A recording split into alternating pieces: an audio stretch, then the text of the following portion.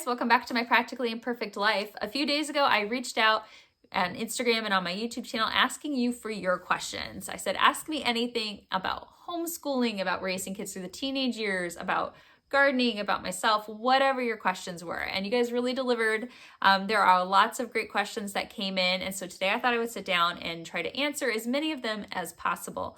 I will kind of keep an eye on the clock on the camera here. And if it seems like I'm getting too long-winded or this is getting really long, I will definitely save back your questions and do a part 2 video at a future date. Now, for those of you who are new to my channel, welcome. Happy to have you here. My name is Abby. I am a homeschooling mom of 2. I have an 11th grader and a 10th grader this school year. And I started this channel to try to help encourage other moms and, well, homeschooling dads too, on homeschooling through those high school years, because I think many people feel fairly comfortable as they're doing the elementary and middle school years, and then you get to high school and everyone kind of freaks out a little bit. And it's understandable, you know, it's a big responsibility homeschooling your kids all the way through high school, but it is totally doable. And so here I just wanted to share resources and information and things that I've learned along the way while homeschooling my own kids. And then I throw in things, you know, mom life and dinner and gardening and all that fun stuff. So anyways, you're here for the questions, so let's dive on in. So the first one I have says, I know you did a video a while back about your daughter taking an extra test for college credit for courses she's taking. Is that a separate website where kids take online? And have you found that to be beneficial?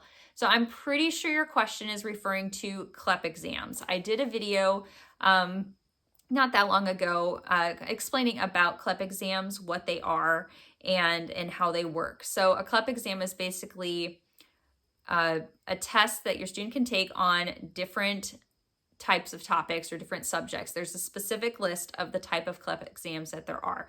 For example, there's one on British literature. So your student can study, you know, maybe they're studying British literature throughout the school year. There is a study guide you can download, and then they can register and go take that test, and depending on the score they get, they can earn college credits. Now in the video, I explained the process, registering, how you find the resources, how you locate a testing center, and how those credits work. So I will go ahead and I will link that video up here for you and also down in the description box. I highly encourage you to check it out. We have found this to be something that is going to be a great fit for our family. We had a lot of reservations about doing dual enrollment this year. We had looked into it. We had gone to a school and talked to them. And my daughter just expressed she didn't really feel comfortable doing that this year. We might try it in her senior year, but this was a way for us to help her get some college credits early for things she was already studying, and if she was doing well in them and had a good understanding of them. So highly encourage you to check out that video where I talk in great detail about the CLEP exams. It's another testing question. All right, when scheduling for the ACT, do you contact a school that is close to you for them in order to order another test for your child, or do you go another route? So ACT and SAT, you register for those online, not through a school directly. So SAT is at College Board, their website. You go on there and you'd register and you'd choose a testing center and go to that. And most testing centers will be, you know, a lot of them are done at high schools. But basically it'll give you a list of the upcoming dates based on the zip code or the city that you put in. And then you just choose where you want to register your student at. Then there's information on that website as far as what you'd have to put in for a high school code and things like that if you're a homeschooler. The ACT is the same. Their website, I think, if I remember off the top of my head, it's act.org. If that's incorrect, I will put the correct one up here. Same deal though, you go in and you're gonna find a testing center that you're going to go do your test at. So you don't have to register through a school directly. You register through those websites for those exams and then choose the testing center you want to go to. They are, I believe this year or next year, they are starting to do some rollout testing on digital or online versions of these tests, but it's very limited. It's in its testing stage. So for the most part, I would expect your student to have to go to a testing center to do that. Now, the PSAT is different though. PSATs you don't register for online. You actually have to sign up for them through a school that's near you. And you can go on to College Board, because College Board does the PSAT, and you again would do like a locator, and it will tell you a list of schools that are going to give the PSAT and when, and then it'll say, you know, contact the school directly, and you would just call the school, explain that you're a homeschooler, yada, yada, yada, and you can get signed up for it. So that's what we're doing for the PSAT. Okay, gonna start that question over again because my camera was telling me the battery was low. So the question was, do you have any farm animals? So if you've watched the day in the life videos that I've done and the gardening tours, you'll see that we do live on a decent amount of land. We live on just over 3 acres. We have a barn on the property, well, 2 of them actually. But we don't have any farm animals. Once upon a time, my husband owned goats here and he hated it and he said never again. We have talked about doing a chicken coop at some point. The only issue with that is that we do travel and camp and things like that quite a bit. So we'd have to have somebody who could come and take care of the chickens while we would be gone. So we are boring. Right now we just have cats and a dog. We have 6 cats. There's Thor, Loki, Picasso, Dolly, Marilyn, and Casanova. And there's tons of stories as far as how we collected so many. And then Squirt is our ginormous Labradoodle. We named him that because he was a teeny tiny little runt. I probably got a picture here I can show you. He was adorable, but he was so tiny. And so my kids said, let's name him Squirt. And then he grew and grew and grew. Are you always so busy? Do you ever sleep? I am usually quite busy, but a lot of that is by choice. I work full-time as a nurse. And when I say full-time, I work 7 days on, 7 days off. And I work an evening into an overnight shift. And that has been the best schedule for me nursing-wise because I am guaranteed to be home during the day with my kids. And then when I'm off for 7 days, I am off for 7 days. I don't have to worry about that. I run a baking business, part-time baking business. I've been doing cakes and cookies and cupcakes and cake pops and anything kind of dessert related for people for about 10 years now. And that's a business that kind of grew on accident, but it's a really fun hobby that's turned into an income source and I love it. And I don't see stopping it anytime soon. And then I do a lot of volunteer work, like a lot of volunteer work. I have been a scout leader for 12 years. I run VBS at my church. I run Sunday school at my church, and I homeschool and I garden and I have a bunch of hobbies. I like being busy. You know, some people thrive on having those quiet moments where like they have nothing to do. And I get like antsy if I have nothing to do. Like I want to have like a direction. I want to have like something to check off or a task to do. And that's just my personality. I have always been like that. You can ask my mother. She loves to tell stories. And yes, I do sleep. I just do well on short bursts of sleep. And I think it's because when I was going through college, I worked night shift. I worked night shift at the hospital while I was going through nursing school. I worked night shift for my first couple of years of being a nurse. And you kind of train yourself on falling into a deep sleep really quickly and getting good quality sleep, even if it's shorter. And I've just always been able to do that since then. So, favorite place you've traveled to? Oh, well, I mean, Switzerland. That was amazing. This past summer, my daughter and I went with our scout troop to a European tour. So we did London and Paris and Switzerland and Germany. And I did a couple videos kind of talking about that trip. And that was my second time being in Switzerland, and it's gorgeous. And I loved it. But if you were thinking more like within the US, as far as like a family trip, something with like a bunch of stuff to do, I'm a huge Disney World fan. Been there twice with my kids, and then I went twice with my family, and we're planning to go again, not this September, but next year in September for a long trip, because it'll be my daughter's senior year, and my kids have been clamoring to go back and see all of the things that have changed. We just love it. It's magical, right? Most magical place on earth. As far as more nature type sites, I would have to say Yellowstone National Park. Everybody should see Yellowstone at some point in their life, I think. There's just so much variety within that national park to see. I mean, you have the Grand Canyon of Yellowstone, you have waterfalls, you have wildlife, there are miles and miles and miles of hiking trails, you have the geysers and Old Faithful, and you have these amazing structures that have been created, and it's beautiful. It's absolutely beautiful. So if you like doing things that are in nature or like being outdoors, I would say Yellowstone. If you like a vacation where it's like go, go, go, lots of things to do, I'd say Disney, but you might have to take out a second mortgage to go to Disney at this point. Okay, how do you keep all you have going on organized? Feeling overwhelmed here.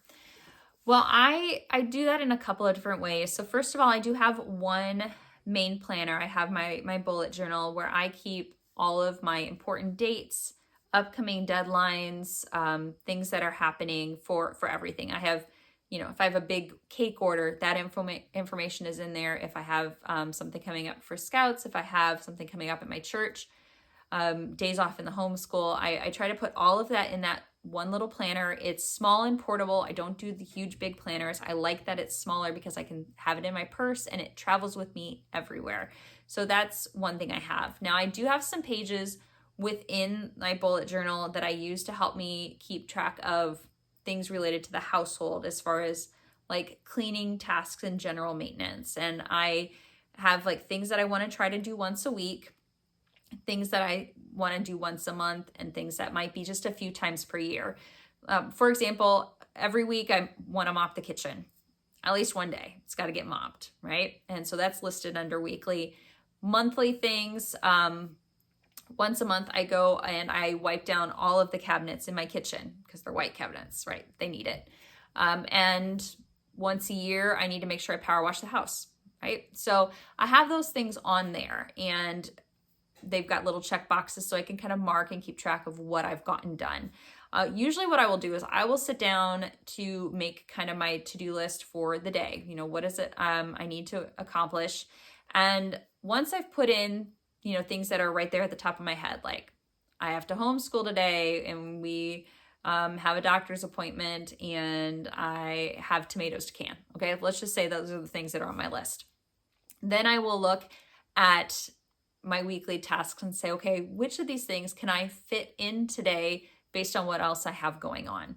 So if I have something that's going to take a lot of time, like canning tomatoes, I know I'm not going to pick a weekly task that's going to take a lot of time. I might pick something that's a little simpler, like, okay, we're going to mop the kitchen today. Pop that on there and it's done. And maybe I'll try to tackle a task that's once a month task. Maybe I won't. It just kind of depends on what I have going on for the day. So that's where kind of my general housekeeping organization comes from, and just keeping track of those things. Now I do have a whiteboard up here in the homeschool room. It's up above my desk, and that's where I do kind of my brain dump of things that I know I'm going to need to get to at some point, or that I would like to get to at some point. That's where I will throw down ideas for house projects, or something like saving photos from my phone to my computer, or ordering a photo book, cleaning out a closet, something like that. Anything that might come to my mind that I'm like, at some point I need to do this, but I don't need to do it right now. I will throw those onto that whiteboard, and then it's there for days that might be a little lighter, or when I know that I'm going to have a little extra time to devote to some extra projects. I can look at that whiteboard and say, okay, which of these do I want to do? So that's really just how I keep things organized. I use my planner a lot. I keep a checklist of things that I want to make sure are done to keep the house clean and organized. And that just really helps me out in that regard. The only separate planner I do have, I will say this, is I do have a gardening planner that is separate from everything else. And that's specifically for tracking like when I've started seeds and transplanted seeds and things like that. And that's just because there's a lot that goes in to my garden planning, and planning like what things we're going to grow to harvest and all of that stuff. And I just like having that stuff in a separate spot. Did you learn German, or is that part of your genealogy, teaching French over here? Both. I took German in high school. I took 4 years of it, including AP German, and I really loved learning the language. I had the most fantastic German teacher. He was amazing, and he took our class. He would do a trip every 3 years and offer to take the class over to Germany. And so that was the first time I got to go there. We had gone to Germany, Austria, and Switzerland. And so I always knew that I would like for my kids to learn it because it is also part of our heritage. We have family that immigrated to Canada and to the United States from Poland and Austria. And so German was the language in Austria. And so learning about the culture and the language was also helping us get in touch with our roots. And so also where we live here, there actually was a huge German immigrant population. So a little bit of both. Can a child do a class during summer break? And if so, how would you give them credit? Would you assign it to the grade they're finishing or starting? I report to our school district. How would I report that? Yes, you can do summer classes. I mean, some people homeschool year round. Some people do kind of like a trimester schedule and count the summer. Some like us, we officially end our school year sometime in like mid-May, and we don't start up again till mid-August. My kids did a summer class this year. One of their basketball coaches did an elective course, and it was like a rocket and aerospace course where they learned all about different types of rockets and how they work and propulsion and, things that would impact how it flies. And then they built multiple different types and styles of rockets. They loved it. They had so much fun with this elective. And I really hope he offers, he is talking about doing like a next level course in the future. And I would love for them to get to do that. As far as which year you assign it to, that is really up to you. You could assign it to the year prior. You could assign it to the upcoming year. You could note it on the transcript as it being a summer course, between the two grades. Really, you could do it either way.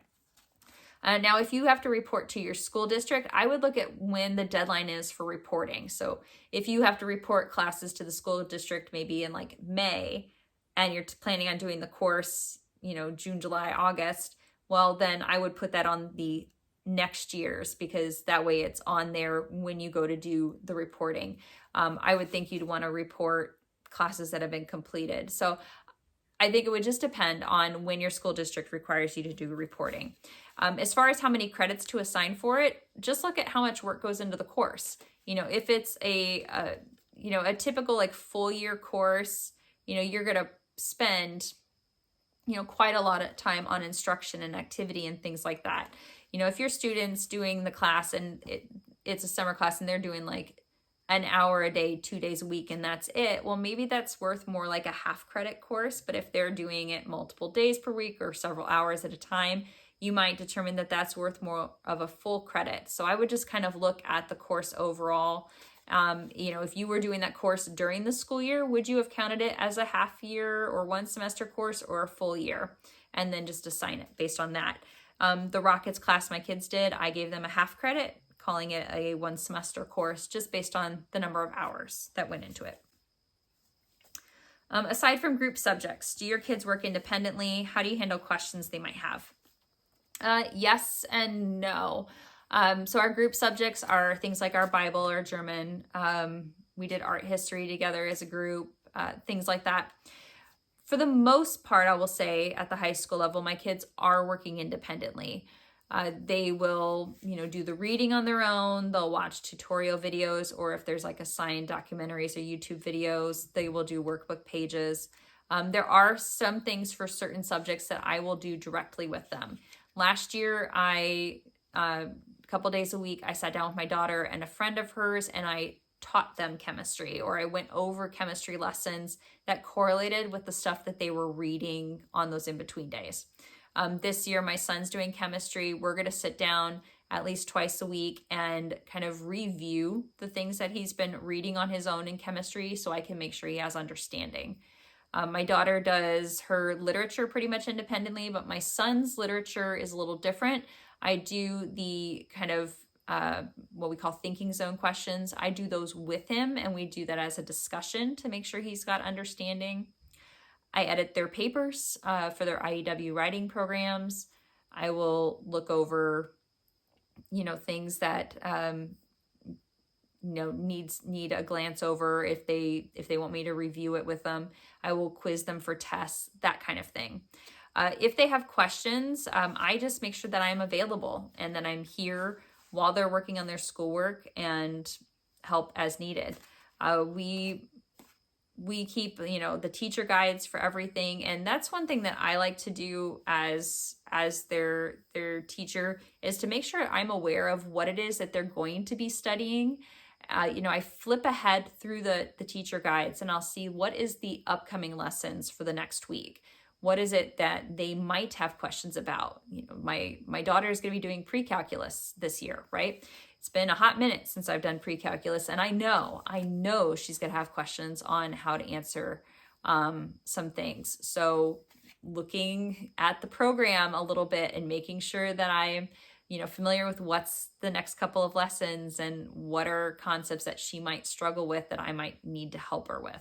So I do that for most of the subjects, even if it's just kind of a cursory glance over, just so I'm aware of what the next things are.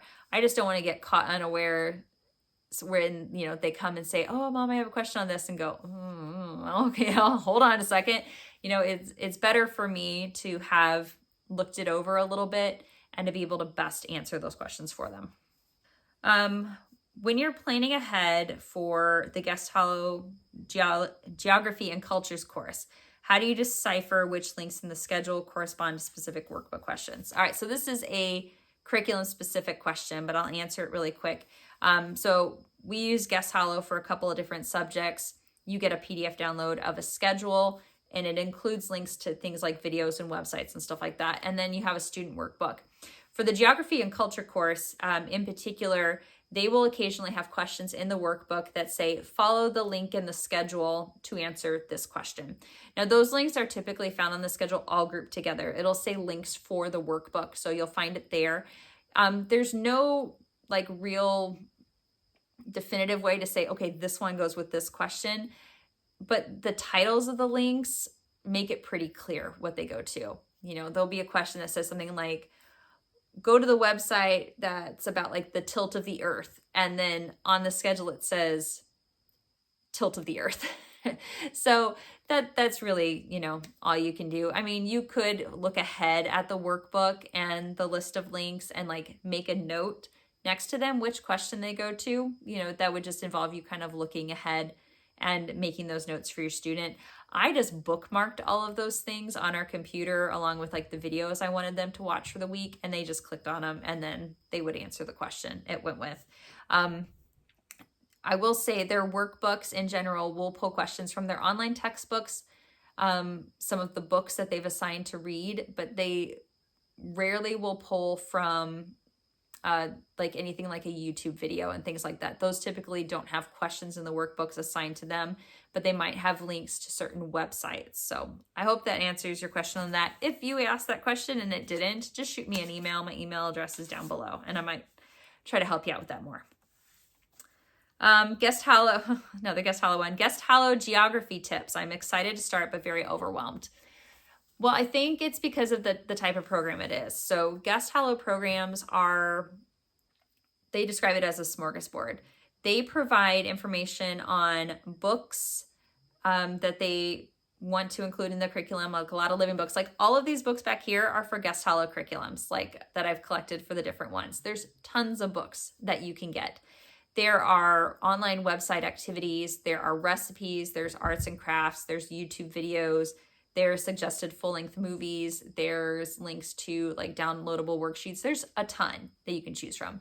And yeah, it can be a little overwhelming at first.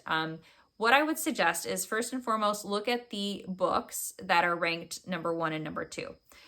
They will rank every book that they suggest on a 1 to 4 scale, and the number 1s and number 2s are the most important ones.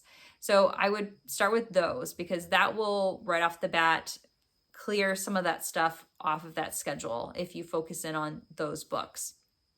Then I would look at the videos and see if there are video titles that seem to kind of be covering the same thing. Like they might have 2 or 3 suggestions on videos about, I just did this for my daughter's government course. There were like 3 videos on one day that were all about bartering. Well, she doesn't need to watch 3 YouTube videos about bartering. So I picked one of the 3, and that's what I'm going to have her do. I'm not going to have her do all of those. And that's how I narrowed down videos. And then when you're looking at like all of the other activities, I would think of what your child might be interested in, or ask them what they're interested in. If they really like hands-on building projects or arts and crafts, choose some of those activities. You don't have to do every single one that's suggested, but pick, if you have to narrow it down between 2 things, pick the one that they're going to be most interested in doing. If your child really enjoys cooking to learn about cultures, make sure that you're doing a recipe each week.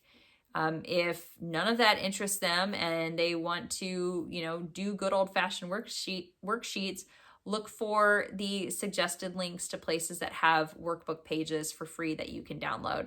So just kind of tailor it to what your student's interested in. And if they're like, I don't know what I want to do, well, then just do a variety.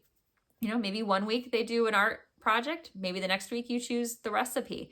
There's no rule that says you have to do the same kinds of activities on each day, but narrow down the books, then narrow down the videos, and then pick and choose based on how much time you want to spend on the curriculum and what their interests are. You seem to have a lot of craft supplies. Hobbies, ? I do have a lot of art-related hobbies. I quilt, and I like to do some other sewing, like costumes and things like that. I always made my kids Halloween costumes, but quilting's like the sewing hobby that I love. I love to paint when I get a chance. I don't do like big grand pictures, but I like to, paint designs on things and things like that. Bible journaling is another one of my big kind of craft related hobbies. Just allows me to use kind of the artsy side of my mind to do that. And then I like DIY projects. If I can make something decorative for the home versus buying it, I love to do that. Outside of arts and crafts, gardening is my other huge hobby. I love gardening. I love it. There's just something about growing things and taking care of them and seeing the kind of the fruits of your labor, changing every day. I don't know, love it. How often do you sit down and schedule out your personal goals for the month? Once a month. So at the beginning of the year or like late December, I will sit down and I'll reflect on my big goals that I had for the previous year, and I will set big overarching goals for the coming year. I divide my goals into categories. So I'll have like a health goal, a personal growth goal, family goal, work goal, home goal.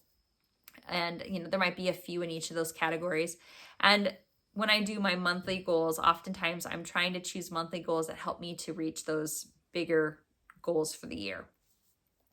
And about the, 3rd week of the current month, I'll be sitting down and starting to like update my planner for the following month. And at that point, I'll kind of start to evaluate where I'm at with that month's goals. Have I met them? Am I on track to meet them? Did I completely fail at that goal and need to either move it to the next month or reevaluate it? And I will start to think of what I want my goals to be for the upcoming month. But so typically just once a month. As far as though checking in on myself, I do that pretty frequently because I'm in my bullet journal every night, just kind of marking off things from the current day. And so it gives me a chance to kind of look at where I'm at in terms of meeting those goals. Okay, I'm constantly battling with my teen about his schoolwork. How do you get your kids to get yours done? Well, one, by being present, right? The fact that I am here and available to answer questions and kind of, I don't want to say like monitoring, but making sure that they're staying on task helps to ensure that things are getting done. Now, am I down here 100% of the time while they're working? No. I mean, I'll go upstairs and I will water the plants or change out the laundry or get dinner started.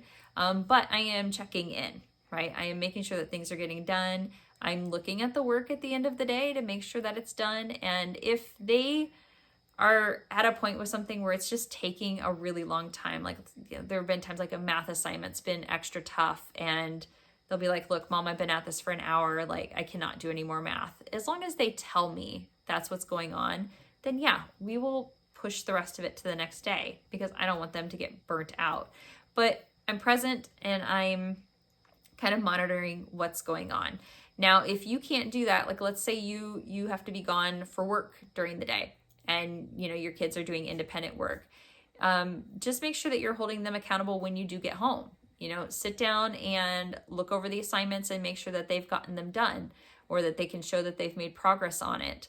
And then have, you know, clear expectations with them and clear consequences if they don't meet those expectations. My kids know that their phones are privileges and those can be taken away. Video games are a privilege, those can be taken away, and their extracurriculars are a privilege. They both love to play basketball, they both love to golf, they like to go and hang out with friends, but if you aren't meeting your responsibilities, then you don't get those privileges. So, and then just stick to your guns on that. All right, guys, low battery alert. My camera is my cue that the video is getting on the long side. So I'm gonna go ahead and end things there. If I did not get to your question, I promise I will save it back for the next time I do an Ask Me Anything video. You can also drop questions down below in the comments and I will try to answer those as best I can. In the description box, you're going to find links to any videos that I mentioned that I've done in the past or websites that might be helpful in providing further information on some of the answers that I gave to today's questions. Now, if you enjoyed the video, don't forget before you go to give it a thumbs up. Consider subscribing to my channel so you can continue following along with our homeschooling through high school journey. Thanks for being here today, guys. Happy homeschooling.